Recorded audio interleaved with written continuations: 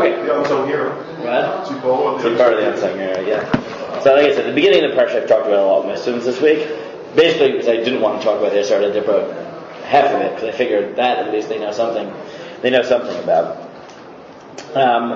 Okay, so why don't we focus not on the Aseret Dibro themselves, but on the. In addition to, so one of the things I always point out to my students, or I usually get this at least once a year in different forms, is to point out that while everyone thinks of Yitro, they think of the Aseret Dibro. The truth is that the main part of Parshat Yitro is not the Aseret Dibro. It's Revelation itself. It's not the law. It's not the content of Revelation. It's Revelation. Per se, just the fact that God talked to mankind. Right? The Rambam makes this very clear theologically by saying that there are miracles and then there's revelation, and the basis of all of faith for all of eternity is revelation because it's qualitatively different than any other miracle, and that's why that sets the background for faith. Because without that, right, we can never be sure that anything that the Torah said couldn't be supplanted by a later miracle, and therefore the Rambam says this theologically. Though every year I also point out that the Haftarah, which are of more Ashkenazi tradition, right, also point in this direction. Because we read the Aseret Dibro 3 times a year, but we'll leave one out of them. One is Vet Chanan, but that doesn't count because the Haftarah is Nachamu, right? So we don't talk about the Parsha, right? We have 12 weeks at the end of the year where we never talk about the Parsha at all. We have 3, right? The Thas of the Parnusa leading up to Tisha B'Av, and then we have the 7 of Nehemta, and then we have 2 of Tshuva, right? So that doesn't count, right? Because the Haftarah just speaks to the fact that it's the week after Tisha B'Av. That's fine. So we read Aseret Dibro twice from Yitro, once on Shavuot. And what is the common denominator between the 2 Haftarot? Revelation, right? We read Yeshayahu's Merkava, and Yechezkel's Merkava, right? We read about Revelation, no law, right? Which indicates that whoever chose the Haftarah, right, whichever minhag was developing, they were focusing on Revelation per se. This relationship forged between, in the Haftarah, between Yeshayahu and Yechezkel and God, and in Yitro between the Jewish people and God. And therefore, why don't we focus a little bit on what I just said, on the relationship that is developed by the act of revelation rather than, right, the content of it. And that really starts in Perek Yutet. If we go through Perek Yutet, some of this I've thought out, some of it I have some newer ideas based on things I've heard this week, but we'll try to put it together. So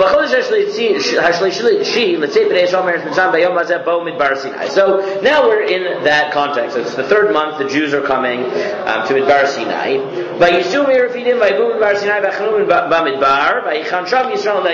So now they come. Sure, why not? And they camp in front of the mountain. Moshe Allah El Elohim Vayikra Elav Adonai Min Ahar Leimor Ko Tamar Leveit Yaakov V'Tagei Levnei Yisrael. So now what we're getting before, and this is one of the things, Dayenu points in this direction that we don't think about it quite so much. This is like one of the classic Pesach questions. Is right? Ilu Kiravnu Lefnei Har Sinai V'Lo Natan Lanu Et HaTorah Dayenu. And everyone says, why would that have been enough? And they give whatever answers they give. But at some level, it is clear that the moment, as we just said, the moment of Har Sinai and everything that goes on there without the content is important. So here God sets the stage for that, and He said, look, this is what I want you to tell the Jews, men, women, however Chazal understand that. Atem ri'item asher aziti leMitzrayim va'asa etchem al kanfei nisharim va'avi etchem elai.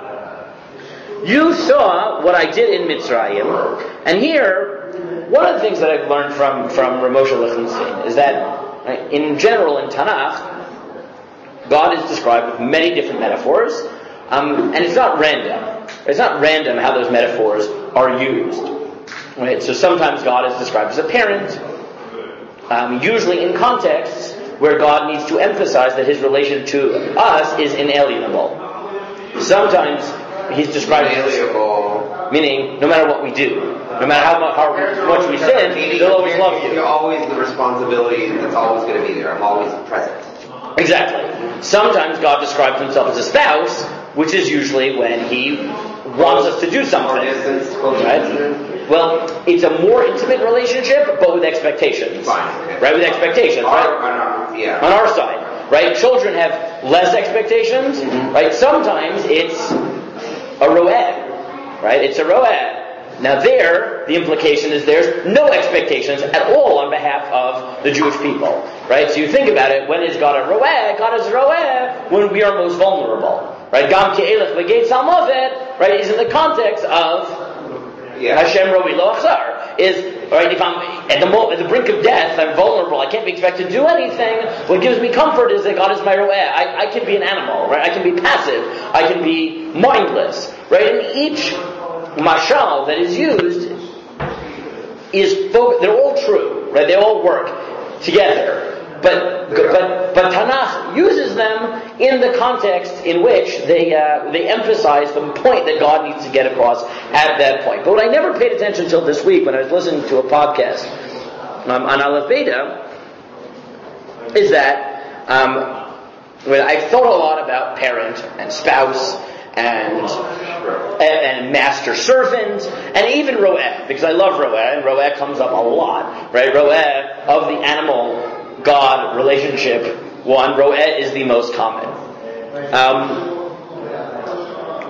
But there is this bird metaphor that is used that I hadn't really ever thought about enough. But of all the metaphors, of all the poetic descriptions that God could have chosen to set up Revelation, he chooses a Kanfei Nisharim.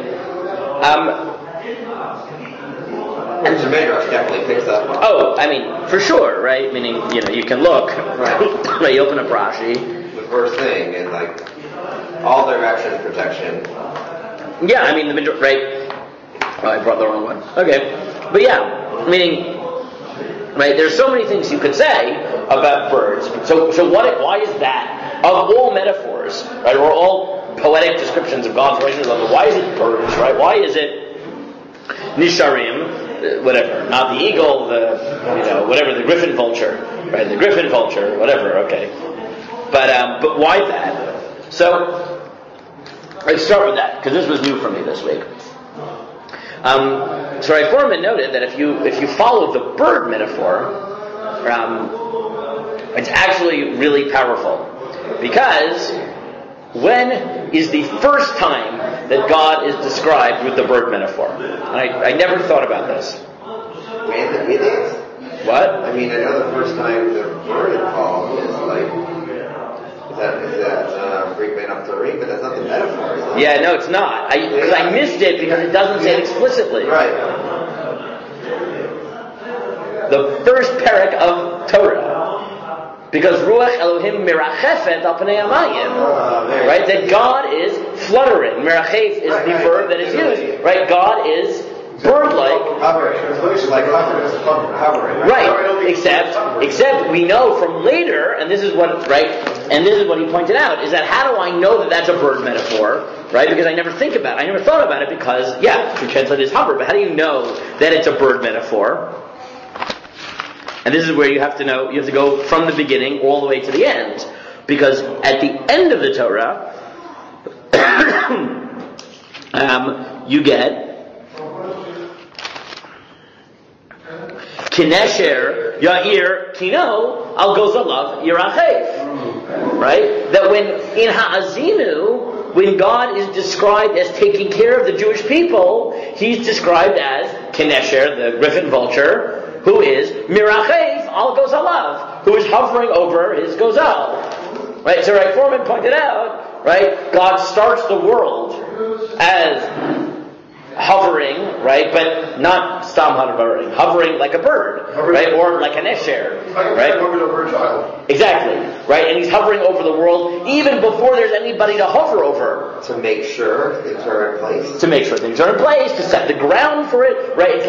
It's like the mother bird building a nest before their children come, right? He didn't say that point, but I think that's what it is, right? Is that he's hovering. And then at the end of the Torah, God says, yes, and how do I describe my relationship with you? is Kenesher Yerkinol goes Alav Yerachev. Right? That I'm taking care of my, birds. It's so funny. That makes perfect sense now thinking about it. If you look at the Midrash, it says, it's trying not to scare you. Yeah. Suddenly enter in, at least in the thing, not to scare you. Exactly. And right? Especially with Nevuah, it can be terrifying as it's... it's like a gentle... Right, a gentleness.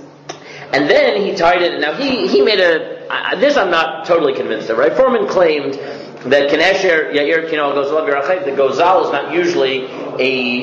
not usually a griffin vulture chick or an eagle chick, right? It's usually some other bird, right? So, right, he argued that the metaphor is actually mixed, right? It's meant to be that God is the griffin vulture and he takes care of birds even though they're not quite the same species as him, right? Which is God taking care of his birds even though they're not really his, right? They can't be, he's the top bird, right? He's the griffin vulture, right? Which flies above all the other birds. But he'll take care of any chicks. He'll adopt them as his own. I'm not totally convinced of. I don't know. It could be that Gozal is any chick. I don't really know what the case is. But when you bring that back here, right? So it's as if, right, at the beginning of creation, at the culmination of the Torah, and at the climactic moment of Jewish history, right? God invokes that bird metaphor, right? And he says, "Atem riitem asher tzitem mitzrayim ve'esa etchem al kanfei nisharim." Right? He's invoking that image. It's as if he's saying, at the beginning of the world, I was mirachef al pnei hamayim. I set the stage for the world for my chicks, right? I built the nest. Right? And then when it came time to take you as my own, I put you al kanfei nisharim. Right? Now you're my whatever, right? You're my chicks riding on my back. Right? And then at the end of the Torah, when God is giving them the poem that will remind them of Jewish history and the telos of Jewish history forever, he says, Kenesher Yerkinol goes Alav Yerachev, I'll always take care of you like an eagle. And yes, Midrash focuses on in a gentle way, right? I'm hovering over, I do it very gently. So that seems to be, right, the beginning of this. Right, that God says, point one I want to make is, right, I am bringing you on the back of the Nisharim, right, which is invoking this image. This is the point of the world, right? I started the world as Mirachev, right, and now I'm taking you on the backs of eagles, and at the end, when I describe my relationship with you, for you to remember for all of Jewish history, that will be the image I invoke, right? So that's image one.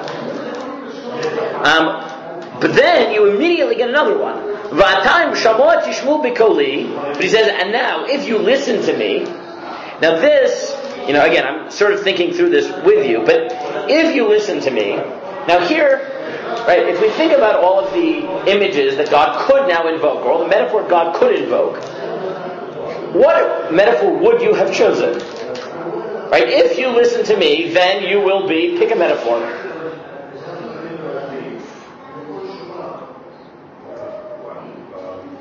Blessed. My nation. I would have picked, right, maybe Ami, right, maybe Ami, right, maybe, and this is what the Midrash picks up on, right, the Midrash picks up on a metaphor, maybe this is a good time to pick up spouse, right, because the spousal relationship requires reciprocation, right, but it's ironic because that's not what he says.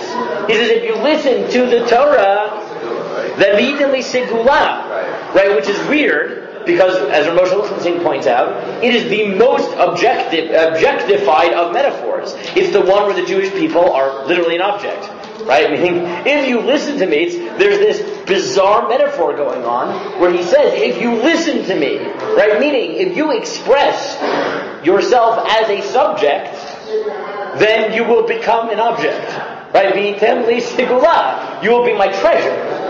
Right, which is as I think about it, a very weird mix of metaphors. Right? Now, I don't know exactly why you would do that. Right? Why you would mix metaphors that way, unless the point is, right, that if it's one of those things, right? The less responsibility is implied by the metaphor, the more it implies absolute love. Right? Right? Because So it's or the more you own it, your value, you actually become a valuable thing. Right, which is not dependent on what you do, right? It's the irony. It's if you keep the Torah, not dependent on what you do. You're right. It's the irony. Is that what God's saying is if you listen to me, right? If you act as a subject and you do something for a relationship, then you will transform into skula, which is not dependent on you, right? It will be right at that point. You will become my treasure. Right, which is not dependent on you anymore, right? You will become intrinsically valuable, right? And that's a mixed metaphor, but as I think about it, it's a very powerful mixed metaphor, right? It's well, you could have said, if you listen to me, then we'll have a great relationship. It's no, if you listen to me, then I will actually imbue you with value that is no longer dependent on what you do, right? Meaning, I will allow your value to transcend that which you have actually accomplished. And then he continues.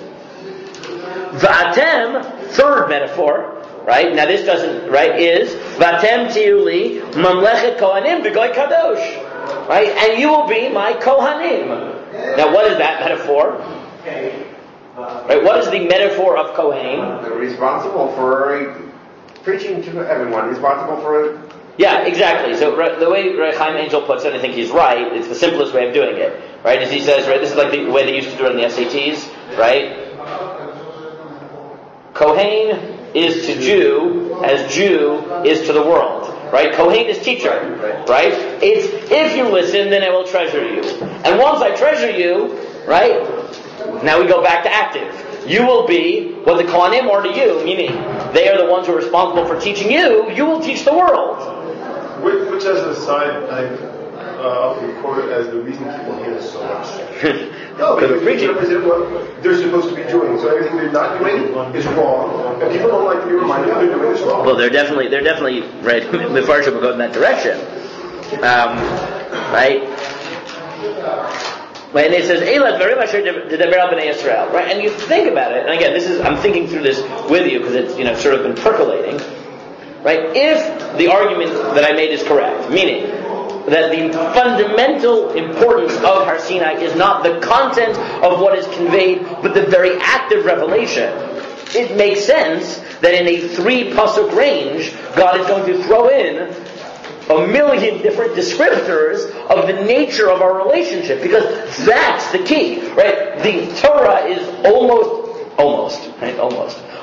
accidental to this moment. Right? What's critical about this moment is it is a foundational moment in our relationship building with God, and therefore again, so you just get these psukim, you get the bird metaphor, which as we've seen is in the middle and at the end of the Torah, right? It's God sort of setting up the nest for his children, and then at the end of the Torah, taking care of his, right, hovering over gently and taking care of his children. Here, it's him carrying them, protecting them, raising them up. All those images that are captured in the bird metaphors. Plus, right, we mix object, subject, right? If you listen to me, then you will become treasured, meaning your value will transcend that which you actually accomplished. And then he invokes, and the way you will be active as my Kohanim. Right? If you want, Goy Kadosh, I don't know if that's a metaphor, but it's definitely a fourth relationship. Right? You will be a holy nation. Right? Which is, as we see elsewhere in the Torah, is you're holy because I'm holy. Okay. So Moshe comes and he tells this to them. Vayanu kol ha'am yachdav, vayamru kol asher diber Adonai na'aseh.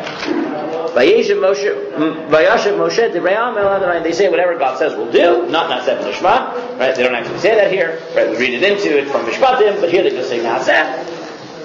And Moshe brings the words back to God. Vayomer Adonai al Moshe, Hinei anochi bo elecha ba'avanan b'avur yishma'am b'dabri imach v'gam b'cha yaminu le'olam v'agin Moshe divrei ha'am el Adonai. And now he says, okay, now I am going to talk to you from the cloud so that the people will hear me speaking to you and they'll believe in you. Le'olam it says? What? Yeah, le'olam. Wow, that's the difference. They already believe in Moshe. Yes. Moshe. Yeah, le'olam. Correct. Right. That's the key. Yeah.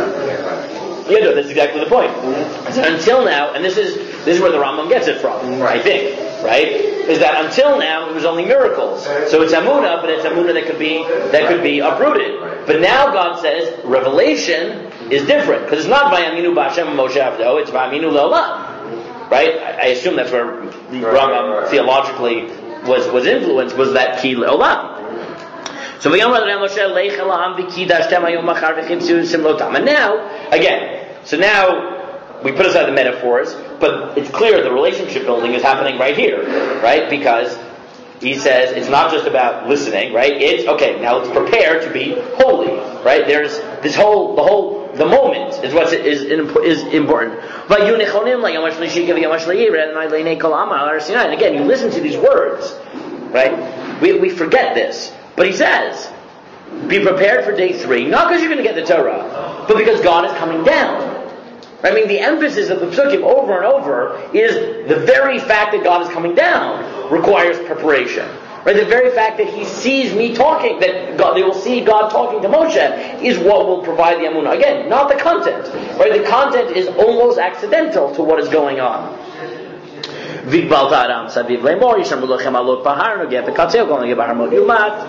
And you should put a border around a mountain. Anyone touches the mountain will die.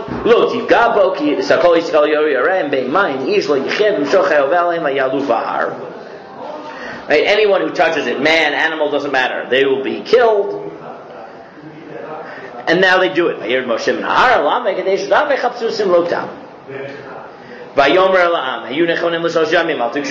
he describes what does it mean to be prepared. So don't be with your wives for 3 days. And now again, right, you have to remember how many psukim you get before you get to content. Right? We can just I'll read it quickly. But Vayi Vayom Shlishi B'Yod HaBoker Vayi Kolot Uvrakim Banan Kaved Al Har V'Kol Shofar Chazak Mod V'Charad Kol Ha'am Asher B'Machaneh. So on day 3 you have lightning, you have thunder, you have clouds, you have the shofar, and the people are trembling. Again, before content, before anything has happened.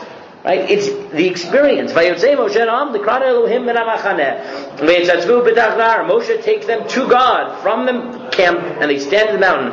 V'Har Sinai Ashan Kulo V'Pnei Asher Yoran Alav Adonai Ba'esh V'Yal Ashno Keshen HaKivshan V'Charad Kol Har Mevod. And Har Sinai was in smoke because God had come down in fire, and the fire was going up, the smoke was going up like a furnace. Vahi Kol Shofar Olech V'Chazek Ma'od Moshe Yidaber V'Num Yanenu B'Kol, and the sound of the shofar is getting stronger. Moshe is speaking, God is responding. So now he calls to Moshe. Moshe goes up.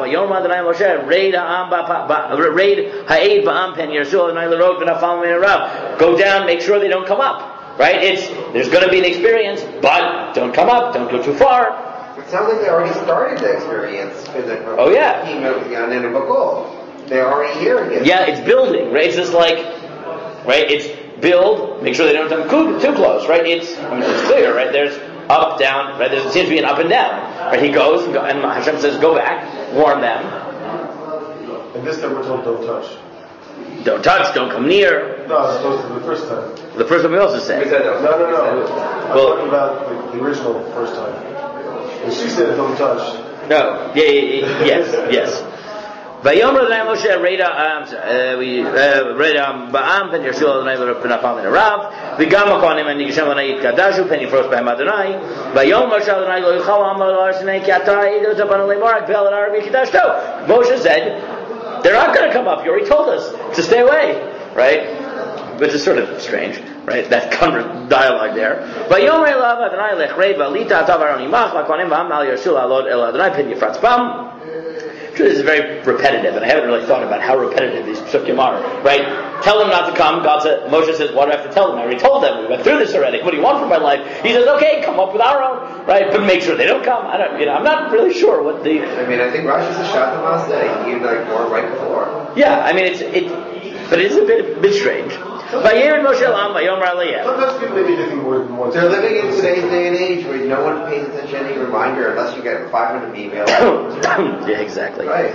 And then you finally get to Vaydaber and call it Lemor. And then you get the following, right? Anochi Adonai Lech Asher Tziticha Me'eretz Mitzrayim V'Bein Avadim.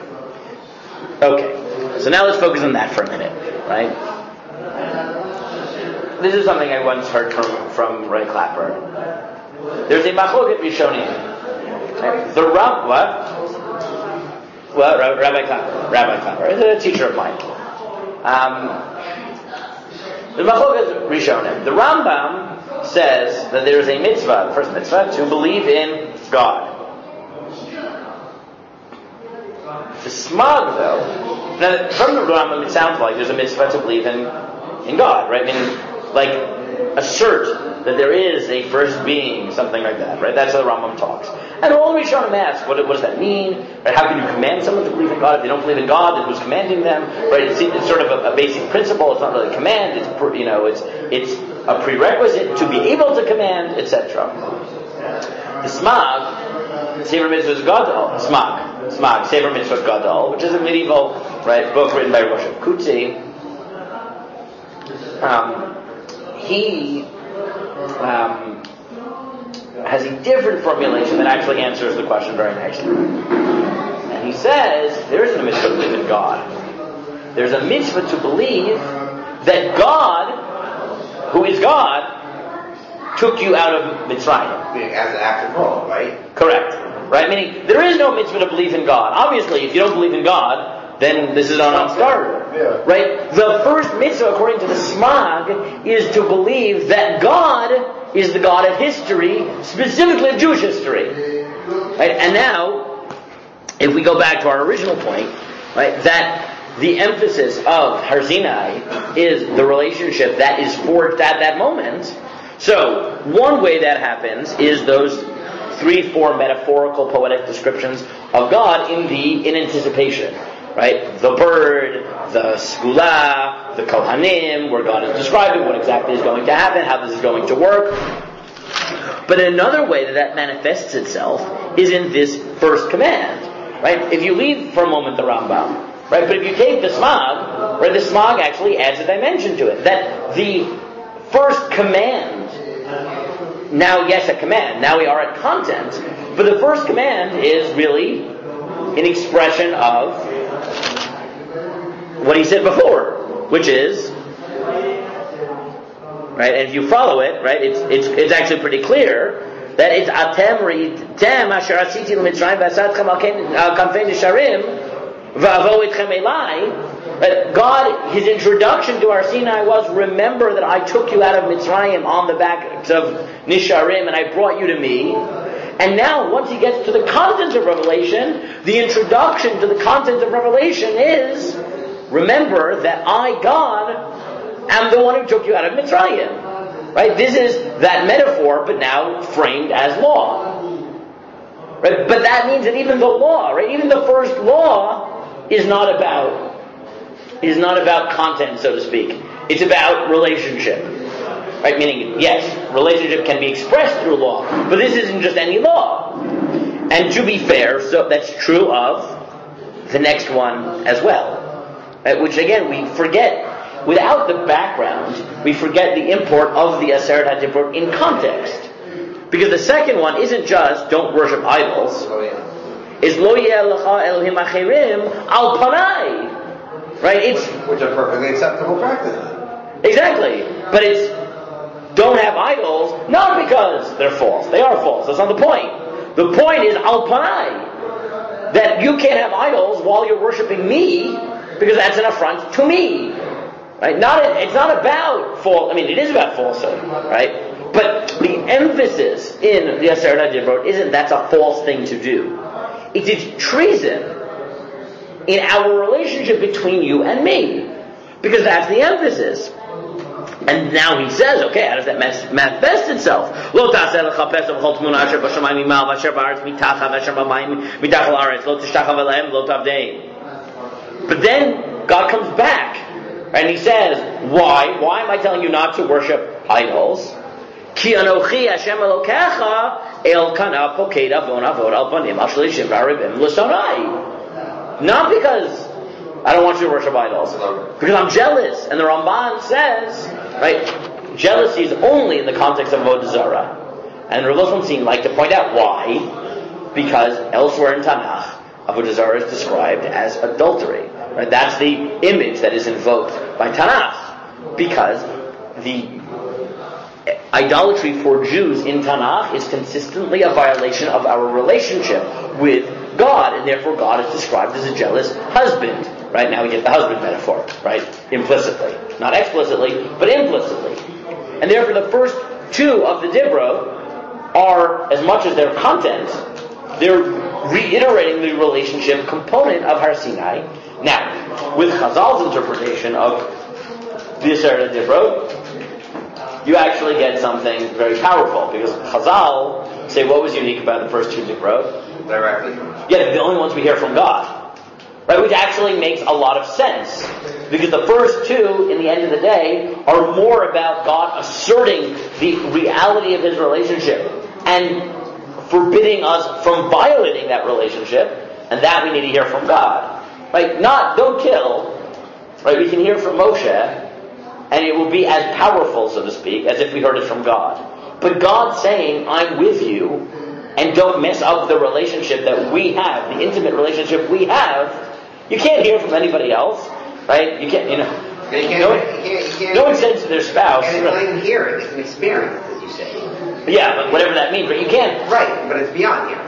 Right, it would be like someone being upset at their spouse or whatever, and sending someone else to be angry, right? It's like, it's just not a thing, right? That just doesn't work, right? Like, that discomfort, or positive, right? You can send your best wishes to somebody else, right? You don't send a messenger to send best wishes to your own wife, right? That doesn't work. It's not like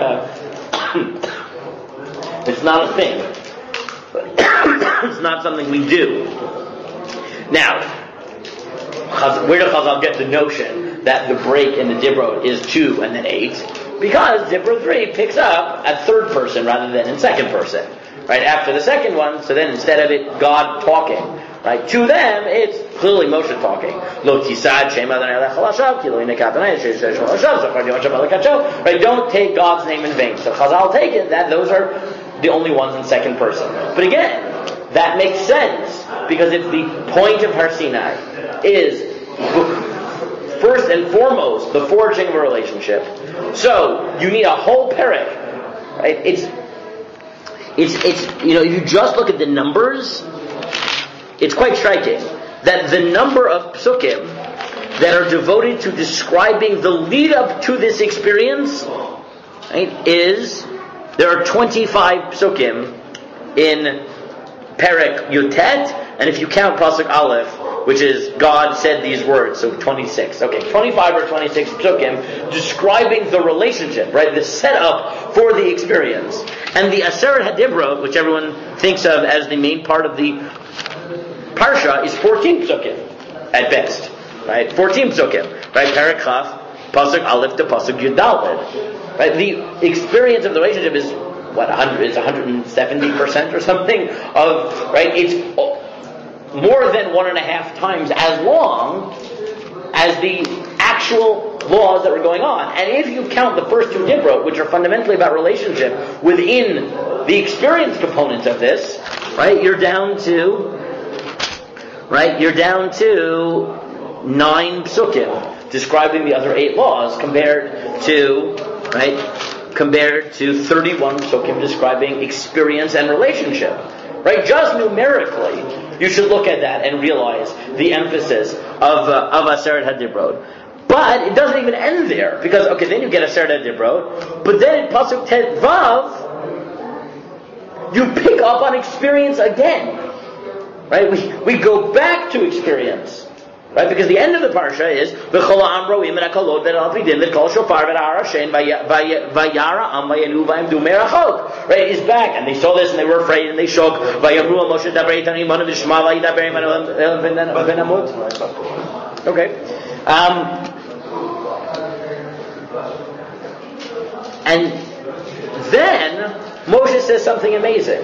They say to God, they say to Moshe, we can't handle this anymore. Right? We can't listen to God. Right? The experience is overwhelming us. And then Moshe comes back and he says to them, Vayom Moshe la'am al tira'u, don't be afraid. Ki And here again, I think this is just pshat. Right? He says, why does he say don't worry? Right? What does he invoke? What is his reason that they shouldn't worry? God came to test you. Test you with what? With law? No. Right? So that you will fear him and not sin. Right? Which is the first thing they do. Give it. Right? But Moshe says the point here wasn't what you heard. It was the very fact that you heard anything. Right? Right? It's the experience that's supposed to imbue you with awe or fear. I don't know how to read that at that point.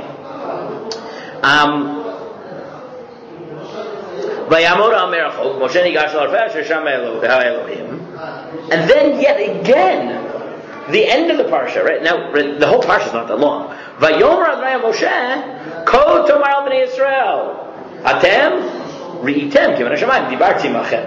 Again, you saw, not that I gave you mitzvah, you saw the very fact that I spoke to you from heaven. And therefore there is a consequence to the fact that you saw me speak to you, which is Lo ta'asun iti eloi chesed eloi zahav lo ta'asu lochem. Right? He reiterates Dibra 2, or expands on it, but again emphasizing the relationship. Don't make gods with me. Right? Don't. Right? This is what. Right? This is monogamous. You and me. That's it. Right? Nobody else is exclusive.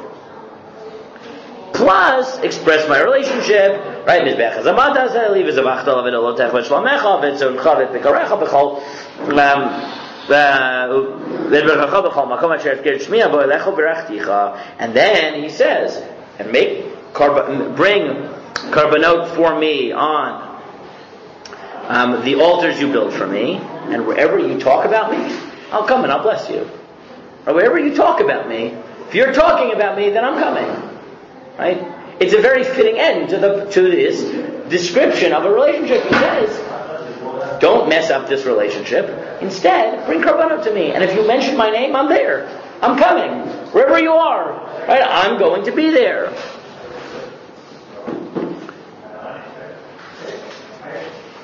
And therefore, if you look, right, this is the majority of the parsha.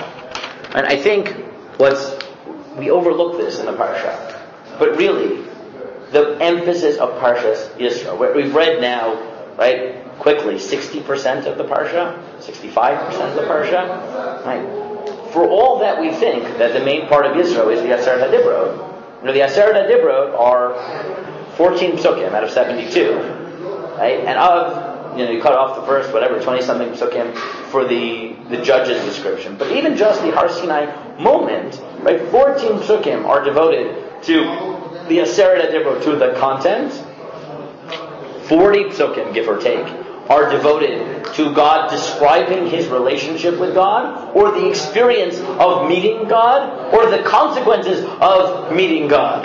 Right? And therefore it is jam-packed with metaphor, because in general we can't really relate to God, and the best we can do is in metaphor and with poetry, because we can only sort of somewhat understand it. So we got, again, to review it, we get the bird metaphor, which is God taking care of us, setting things up gently, and the like. We get, you are my kohanim, you are my emissaries to the world. We get that you are Goy Kadosh, you get the skula, right, that your value will transcend anything you put into it, right, because you are at some level my treasure, right, you don't need to do anything. Right? Ironic. Right? You do something, right? It's a mixed metaphor. If you do something, then you will become an object. Right? You will become intrinsically valuable. Right? As if your value will then be, right? You won't, right? Will be inalienable. And then and then after we get that, we get the whole description of the relationship, where God makes it very clear that the main point of Har Sinai is the relationship. And then, even once we get into the Aseret HaDibrot, the first two Dibrot, the ones that Chazal assume are the ones that God said directly, are fundamentally, especially to understand the Smag, are about God saying, remember, not God exists, but the God who exists is the one who takes care of you. And therefore, don't mess it up by bringing other people and other beings into our relationship. Then we get the rest of the mitzvah by Moshe, right?